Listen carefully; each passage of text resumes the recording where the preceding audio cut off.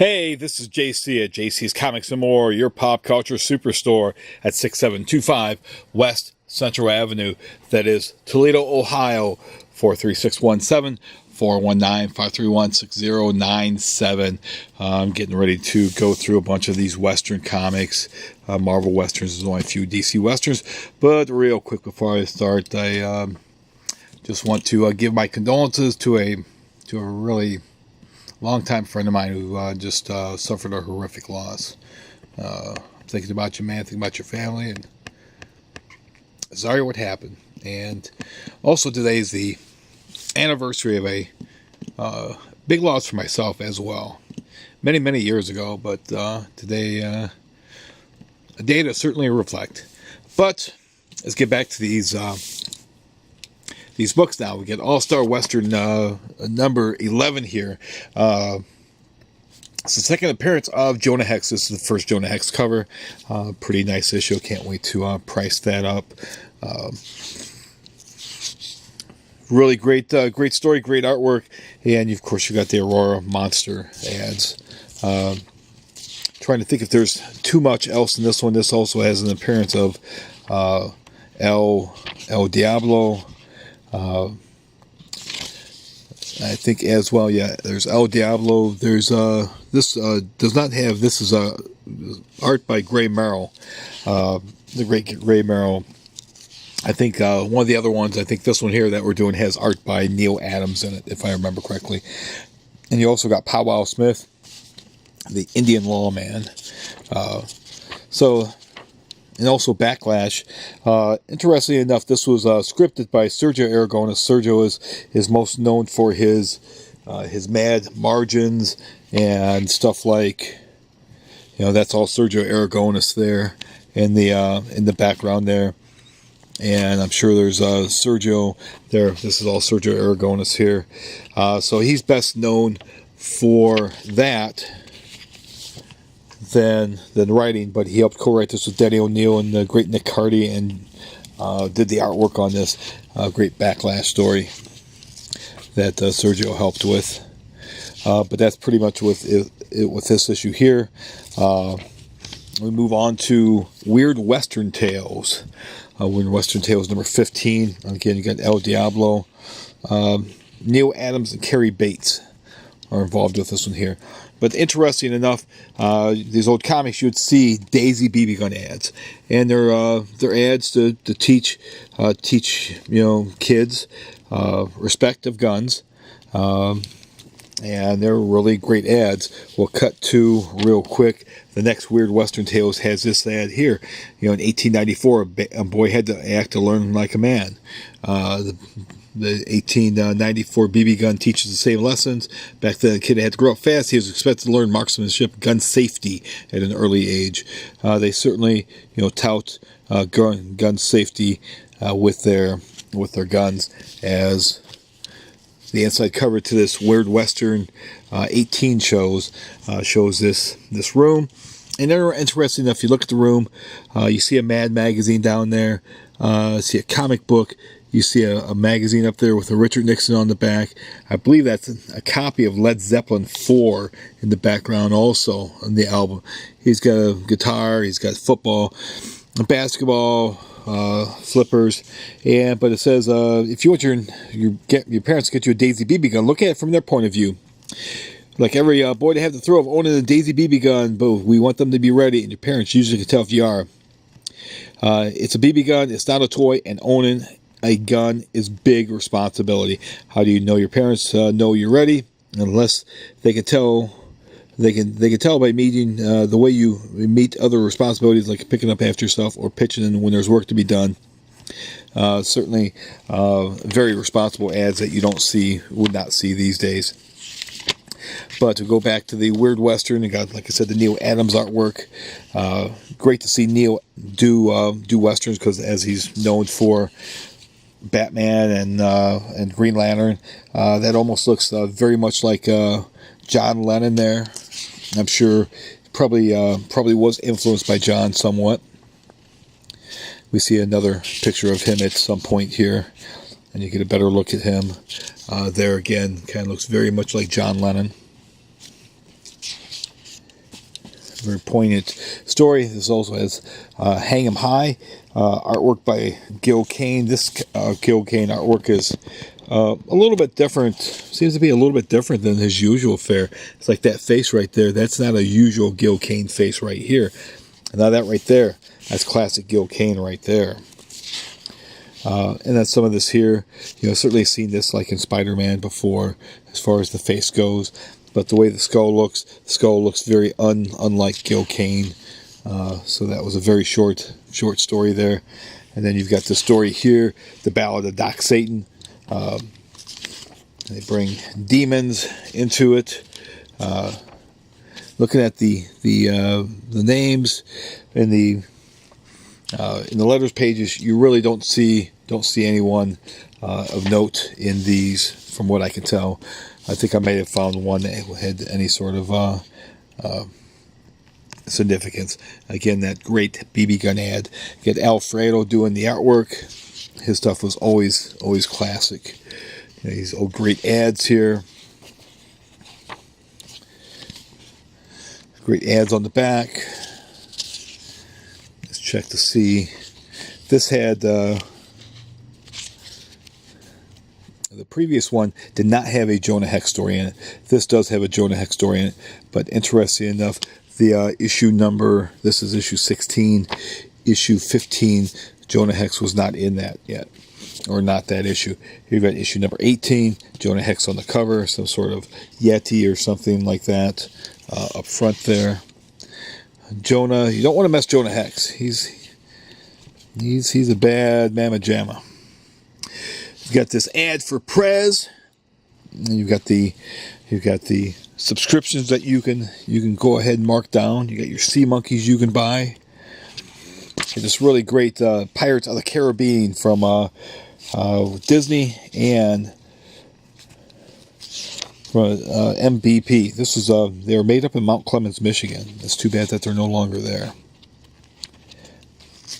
But you can see whatever creature it was that Hex was on the cover. Something, certainly, not a man. We move on to Weird Western 19. Try to get through this a little bit quicker. Tony DeZunga came on as a penciler with this issue here. Again, you got these great Aurora ads.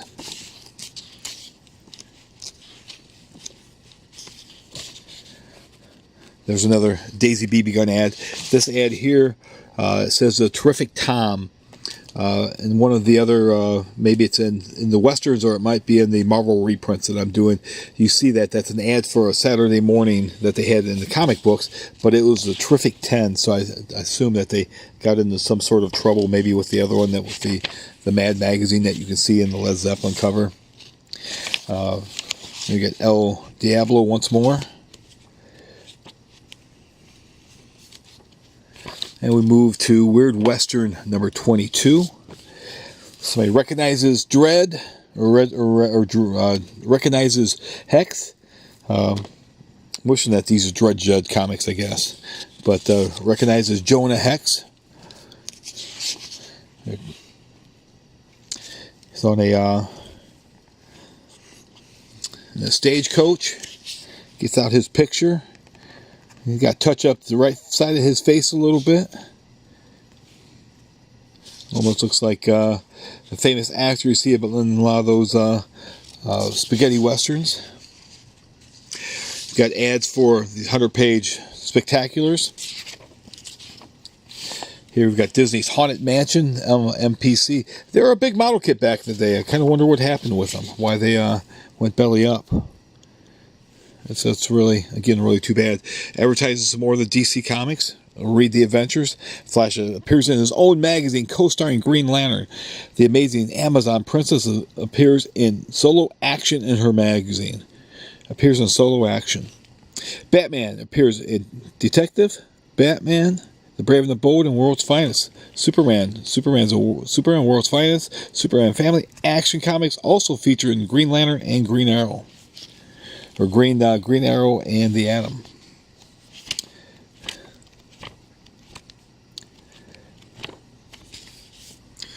Move to Weird Western number 25. This is the last of the DC Westerns. Then we have a whole slew of Marvel Westerns with great artwork like John Romita, Dick Ayers, Jack Kirby did some artwork in some of those. We'll see.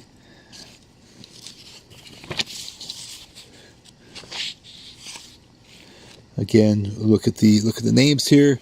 We don't see really any names out of the ordinary. We do see that there's men, and also there's women that will write in. So men and women certainly read these books. Not the way the industry makes you want to think it's all a 100% male readership. There certainly have always been female readers that appreciate good comic books. But here, you've got this for the Saturday morning. You got Shazam. You've got Planet of the Valley of the Dinosaurs, Partridge Family in Space, Razzle Dazzle, Hudson Brothers. Some crazy shows back then. No wonder kids turned out the way they did. Good to know that they're in the positions of power now. Here we got the Gunhawks. This is Reno Jones and Kid Cassidy. This is issue 1. Sid Shore's cover. Look at the way that red is just pops out. This was a very, back in the day, being a comic with both a lead white and black character in it. That was turned some heads as far as Marvel went. It was a good book too. Gary Frederick did the write, and Sid Shores talks about their origin a little bit, how they got together. 2 young orphans of the war between the states.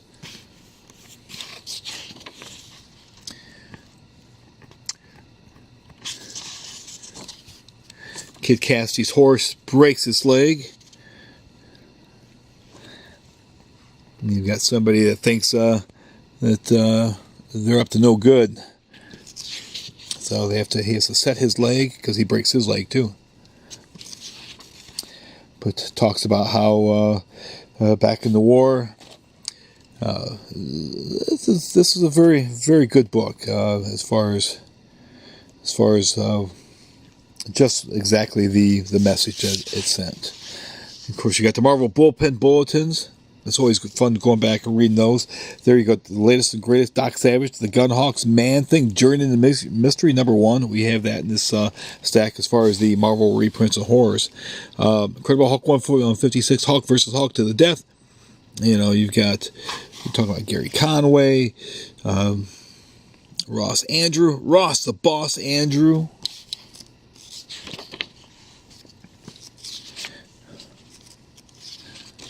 Again, with the war that Reno cited on the war of the Confederates, and they goes back here. He does talks about Reb. Guys, I thought you're Reb. I know what you thought. There's a lot more to the war than the slavery issue. This book again was ahead of its time. Shows us ads for Ghost Rider or Marvel Spotlight 6 and Ghost Rider 3. These ads are very cool. You can be a draftsman. Let's move on to issue 5. This was a short-lived series. Just didn't sell nearly as well. Westerns in a whole just were not selling well at that time. You got Sid Shores. You got Jack Abel. Marvel would put little things along the bottom. We're promoting their books at this time. We're going to see something special in one of these.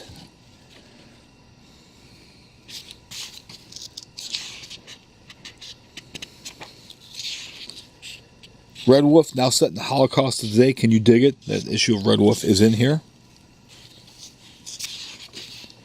Luke Cage takes on Mr. Death. Don't miss Hero for Hire 10. I'm sure we probably have that. Let me check. Do we have Hero for Hire 10?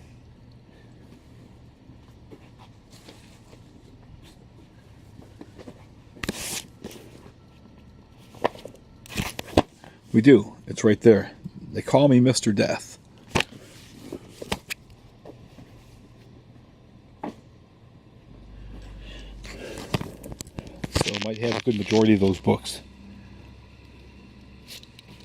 I'm sure probably that Conan, probably have that issue. There you had a backup. Stan Lee and Gene Colan. This is early Gene Colan artwork. you look at it, it looks nothing like the stuff that he was doing for Daredevil.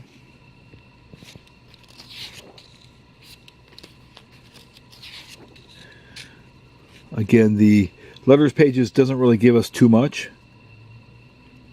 It does talk about the Amazing Spider-Man 121 without naming the number in the bullpen.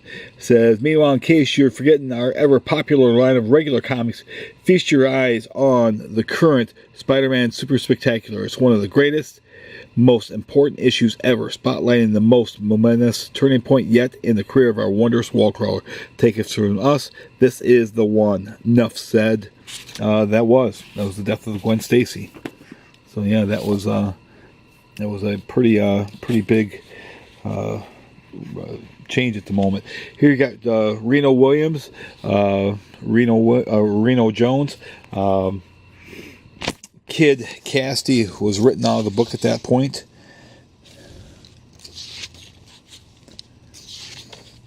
And again, looking at the bottoms there to see if there's anything with talking about the Spider-Man issue.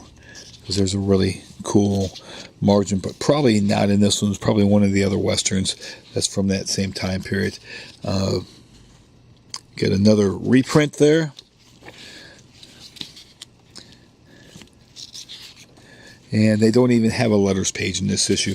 Now the final story in the original story, the final panel, will it ever end? Probably, Reno, but it won't be an ending you expect. And if you Bronco Busters want to know how this turns out, pick up Marvel Western Team Up, because pretty soon that's where our hero will meet up with the Rawhide Kid. Till then, adios. So this is the last issue of this series. Then we got this 2-issue series. Gunslinger Issue 1 was not Gunslinger. I would have to look it up to see what that initial issue was called. But here we got a great Gil Kane cover. And then we open it up and we find that artwork is done by the great John Romita. John Romita did Westerns, did lots of these Westerns. So as I was flipping through, I initially saw that face there. And I saw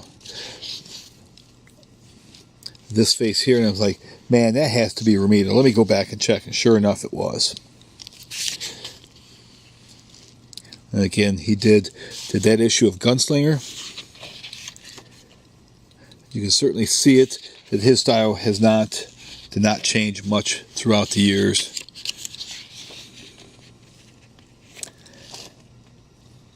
And I'm not sure who did the Judge. It was not signed.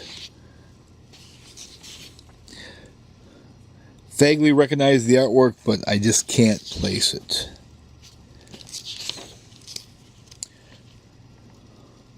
And you got another Romita story. Then sadly, the price guide does not reflect that these have Romita artwork in it. So this might be something people are unaware that these are Romita reprints, because these were reprinted from another issue. Here we got Wyatt Earp. Here we got Spider-Man 119, our one wall crawler. Wonder takes on the rampaging Hulk. This one's been a long time coming, friend, but it's well worth the wait. It sure was. It was a hell of an issue. Got the next issue of Gunslinger here. Let's try to get through these a little bit faster. Again, this has a Romita and Herb Trimpe cover. And like I said, it's got a lot of Romita artwork in here. Tex Lawson, that's what the book originally was called. So you got Romita. I think this is all Romita artwork all throughout this issue. Classic Romita.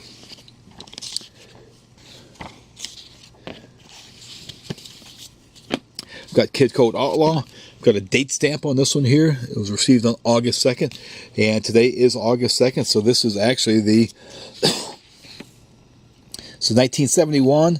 So this book was received in the shop that sold it. Received it. That's what, 1971. So that's what, 47 years ago. Wow. If I've done my math correctly. Interesting. Jack Keller did the art on this here. Lots of different cowboy stories reprinted in this here. Stuff Stan Lee and Pete Morrissey. There's another Jack Keller one. Look, it's Arnold Schwarzenegger. We ran across these ads. TV and movie star Arnold Schwarzenegger. Look at these things. Isn't this amazing? Arnold before he was a governor or anything else. Nannies didn't need to fear him. We've got a Gil Kane cover on this Kidco Outlaw number 157. Again, these are reprints. But look how that yellow and that black just pops. Got a pinup right there by great Jack Keller. Man in Black. Look at that red and that yellow. This is a John Severin cover. This came out in May of '72. Again, all reprints. Stan Lee. Does not say who the artist is. Here we got Jack Keller once more. Got issue 162 from September. Gil Kane cover. Even that black. The way that black just sets everything off. I got Jack Keller, Larry Lieber. That's Stan's brother.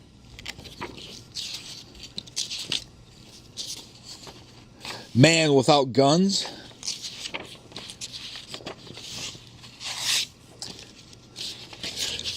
Looks like Matt Dillon right there. I'm sure a lot of these cowboys, the artists watch TV because you didn't have VCRs back then, or get some movie magazines and use that. Even the white makes it pop.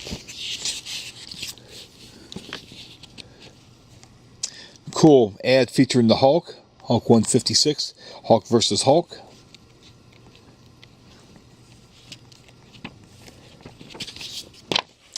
Here you've got the Mighty Marvel Western, Rawhide Kid, Kid Coat, and Two Gun Kid. You got a John Severin cover there. You got this Kirby. This is a Kirby story here with a monster. And some big dragon monster with Two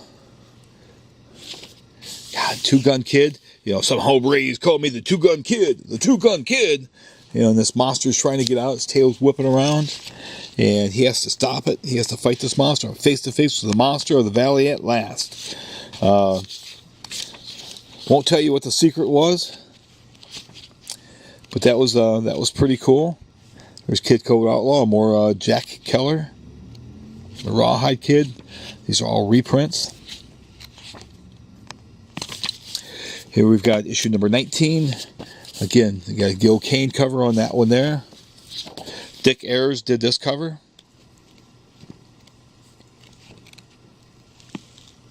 Spider-Man 112. Spidey cops out, or Wallcrawler turns his back on the world. And what do you find out why?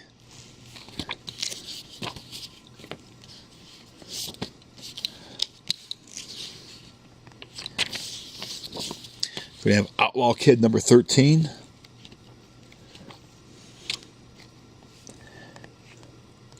We got John Severin's story.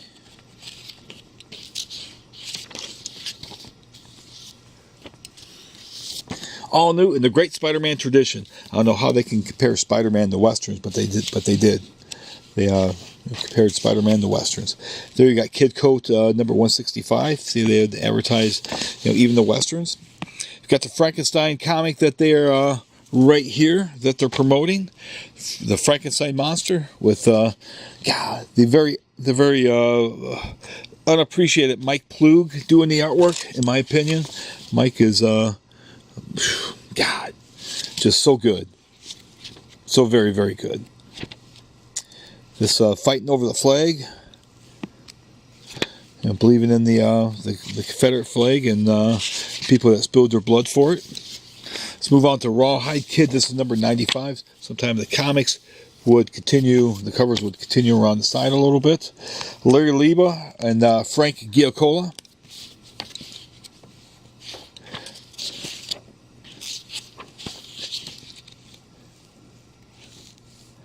You got letters pages in there. Again, you've got, let's see, you've got Michael, Jane, Robert, and Patricia. So very, very mixed as far as people reading these comics. Rawhide Kid number 99. This is almost like Hoss from Ponderosa. The big dumb guy. Stan and John Romita. We're talking about the Western Kid. Here talks about Luke Cage, Hero for Hire. And here we have a statement of ownership. How many copies are printed. This here says 316,844. And paid circulation, 193,444. How many companies out there wish their comics would sell 193,444 copies? And this book got canceled soon, once it dipped low like 125. But this 194 or 190 plus copies. There you got Arnold Schwarzenegger once again, holding this hot girl. See, they should get together for a new photo shoot. Look her up, Arnold. Pick her up again. Got Rawhide Kid here. We're going to run out soon, so I guess this is going to be a two-parter. Again, the different people writing in Richard the Kid Roeder. Again, you got Frankenstein. These are all reprints. Rawhide Kid 113. You got 115. He vows he's not going to pick up his guns. Look at this here. On sale now, A Gun for Dinosaur. Worlds Unknown. This was so cool. As a kid, when I bought this, man, I read the hell out of that comic. It's too bad there's not one in this collection here, because it would be mine. I would put it back in my collection. We've got an ad for Dracula Lives. At last, Spider-Man meets the Uncanny X-Men, or the Uncanny Avengers, or the Uncanny Inhumans. It's somebody that's uncanny. But here you go. This right here. Spider-Man kills the Green Goblin's last stand. Enough said. How cool is that? This talks about Amazing Spider-Man 122, Death of the Goblin.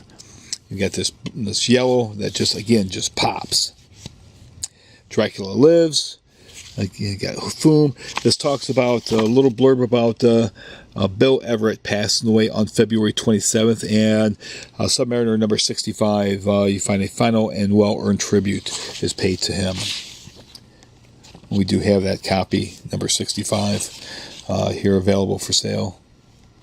Larry Luber did the artwork. You've got Rawhide Kid 116. We're going to have Red Wolf. We'll make sure that goes into the next video. I got to be a little bit faster on these and quit geeking out about all the story and everything. Got this puppet. Looks like in this story here that there he is. There's some sinister stuff going on there. Never trust puppets or down clowns. Live and work in man country. Hey, we're going to take you down to man country and you can work there. But that's it for right now. We're coming back and we're going to have the second part with the Red Wolf, starting with Red Wolf. Again, thanks for watching. If you like, subscribe. If you subscribe, be sure to smash that bell for notifications. And again, this is a very somber day.